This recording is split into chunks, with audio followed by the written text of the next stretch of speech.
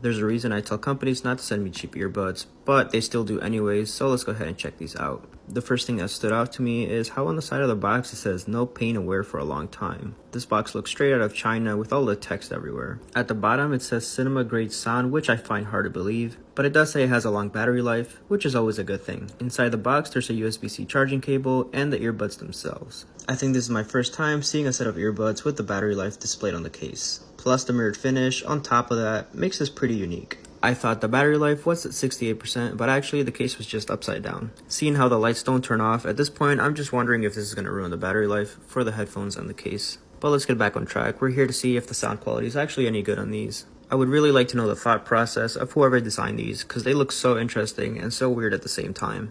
I think these are supposed to like clip on your ears. One part goes inside your ear, the other one on the outside of your earlobe, and they kind of just clip on. There was definitely no need to put a big fingerprint logo on the back. I'm getting very distracted by their design choices, but let's go ahead and add these to the long list of Bluetooth devices that I've tried already. At this point, the design looks so familiar, I just can't figure out from where. I did go ahead and put them on. You can kind of see them here from the little mirror on the case.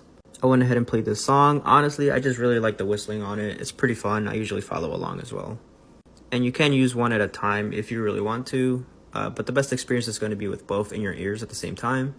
And here's me trying to demo how they clip onto your ear, but let me actually show you a better image. And here's the image on the listing of how they go in your ear. Definitely make sure you put them in correctly, because if you do put them at an angle or a weird spot like I did at first, then the sound will get a little bit distorted. So far, listening to my music on these, the vocals are very, very clear, which is pretty surprising.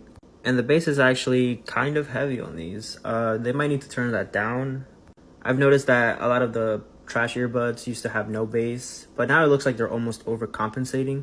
I did see in their listing they had a white color, which honestly looks a little bit nicer than the black ones. And they were already starting to get some 5-star reviews, which is a good sign. The only thing I wish they changed is the mirror finish, because I know this thing is going to get super smudged. But for my final review, are these worth $28? They're definitely worth $28, no more or no less. If you don't like earbuds that go in your ear, these are definitely a great choice. But just remember, you do get what you paid for.